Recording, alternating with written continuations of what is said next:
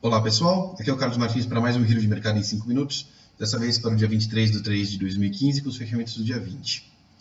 Ibovespa subindo de novo hoje, 2%, ele tem dado só uma corrigidinha mesmo na quinta-feira, com isso ele passa e fecha acima dos 51.867.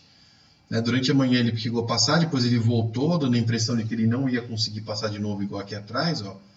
Mas aí no final do dia ele acabou indo de novo e fechou acima. Com isso ele está abrindo a projeção agora para os 52.500 pontos. Tem essa linha de tendência do Fibonacci azul aqui forte para passar. A primeira ele cravou antes de passar, depois passou. E essa daqui agora ele tem tudo para encostar na linha. Ele já chegou quase a encostar hoje, né? Ele ficou muito próximo aqui, na máxima do dia, 52.300 pontos praticamente, que é o valor da linha 350. Então fica nessa. E agora o 51.867 vai ser o suporte dele para a segunda-feira. Tá? Vai ser o suporte forte.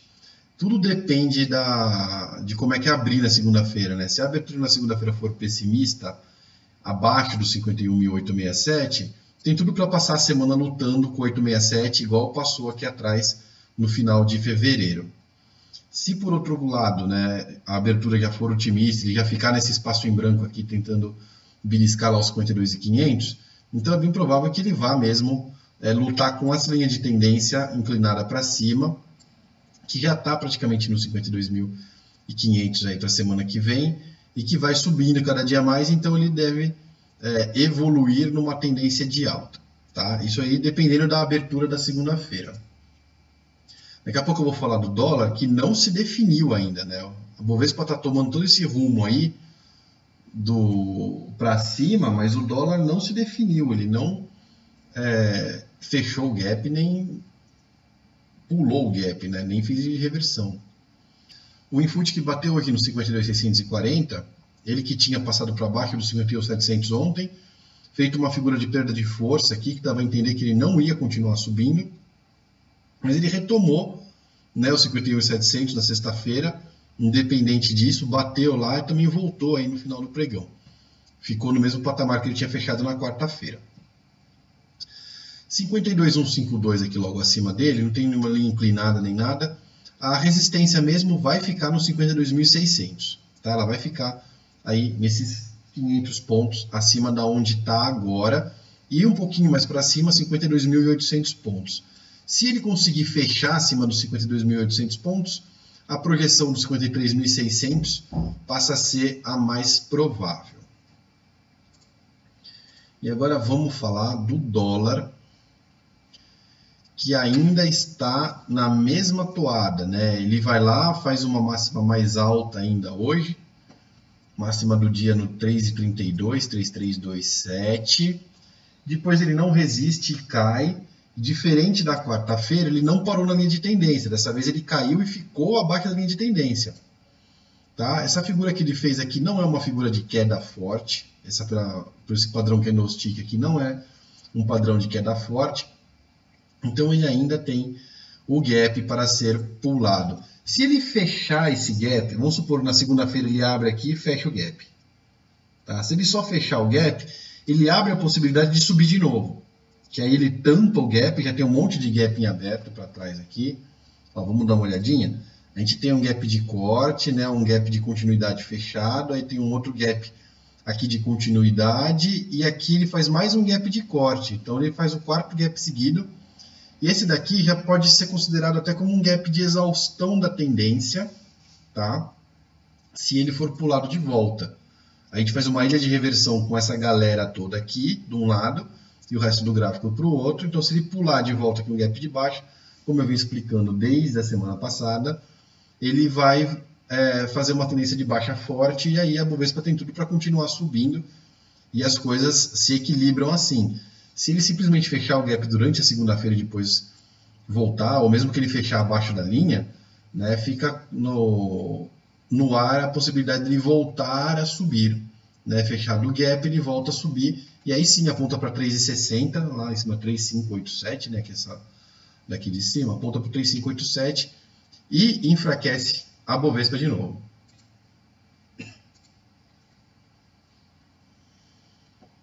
Vamos falar agora dos papéis. A Petrobras de novo subindo 3,6%, mas de novo batendo no triângulo. Então a Petrobras está tentando romper esse triângulo aí há 2 meses. Dessa vez está com toda a pinta de que ela vai romper para cima. Tudo depende do que vai acontecer, né, com esse dólar e o índice. E parece que está todo mundo esperando alguma coisa acontecer mesmo. Tá? E os papéis não são diferentes. Assim que ela fechar acima do triângulo, a gente vai abrir uma projeção por 10,12 e a projeção do triângulo de 11,02 também fica em aberto. Tá? Se ela for para baixo do 8,96 de novo, daí continua em definição e aponta para o 8, e se romper o 8 aponta para o 7 e por aí vai.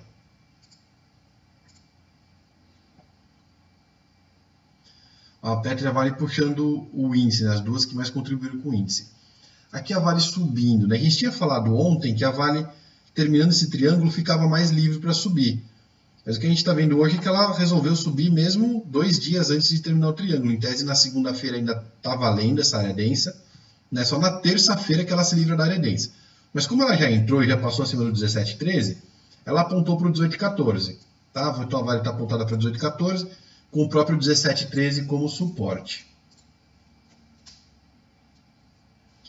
Banco do Brasil aqui 3,48% também contribuindo, né, para a alta do Ibovespa, mas o Banco do Brasil já está num movimento bem mais de indefinição mesmo.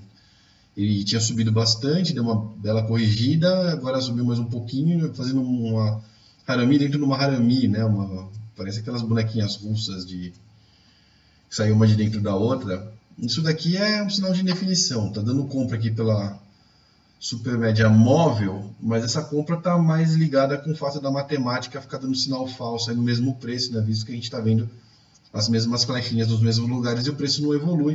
Ele precisa romper do 24,72 para cima para dar o sinal de compra e do 20,88 para baixo para dar o sinal de venda. Aqui no meio não tem sinal. Vamos ver o Itaú agora. Itaú que não está aqui nas 10 mais.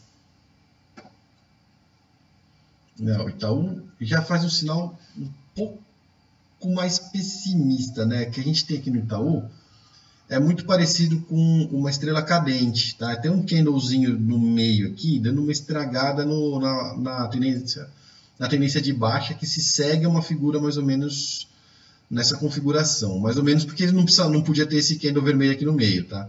Devia ser esse, depois esse é baixa, padrão de baixa.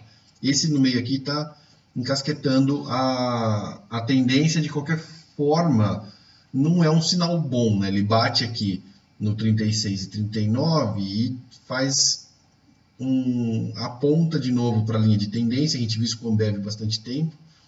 Isso quer dizer que ele pode voltar para testar o 34,97. Né? Não está claro o que ele vai fazer. Mas agora ele traçou um triângulo grandão, cuja resistência está no 36,98, 37. Então, realmente, a projeção daquele triângulo lá de trás de bater aqui no 39, que a gente tinha desde o começo falado que na verdade era 37,30, com esse novo triângulo aqui passando no 37, está bem claro que é bem difícil o YouTube bater direto no 39. Agora ela vai ter que, mesmo que subir, passar essa resistência verde aqui para conseguir evoluir.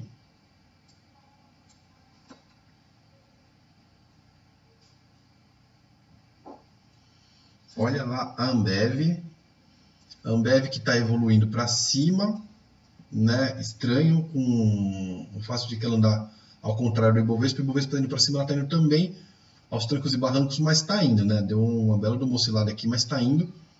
Ela fez a máxima mais alta dos últimos tempos, conseguiu passar essa máxima aqui de trás dos 18,80 e está totalmente apontada para o 19,07. Está perto. Máxima do dia 18,90, tá? Falta um pouquinho e ela está quase batendo 19,07 já, que vai ser a projeção dela, e agora o 18,40 vai virar suporte mesmo. E para encerrar a semana, vamos falar do Dow Jones. Dow Jones que retomou a caça dos 18 mil pontos, né, depois de tentar apontar para baixo. Ele chegou a perder a projeção de alta do 18.500. Voltou aqui. Agora parece que tem um ombro, cabeça a ombro traçado. Falando parece porque ele está travado aqui nessa região dos 18 mil faz muito tempo, esperando uma decisão do Fed, que vai postergando, e aí ele vai se segurando, né? Pela lógica, ele tem que cair assim que os juros lá dos Estados Unidos subirem, mas enquanto não sobe, ele vai nesse chove não molha, e ele não deve contribuir para o Ibovespa nos próximos meses, assim como não tem contribuído, né? Ele está travado lá, se acontecer alguma coisa muito grave ou muito boa, ele pode contribuir pontualmente, mas de puxar tendências, como a gente viu até o começo de 2013, é pouco provável. Agradeço muito a presença de todos e até o próximo Giro de Mercado em 5 minutos.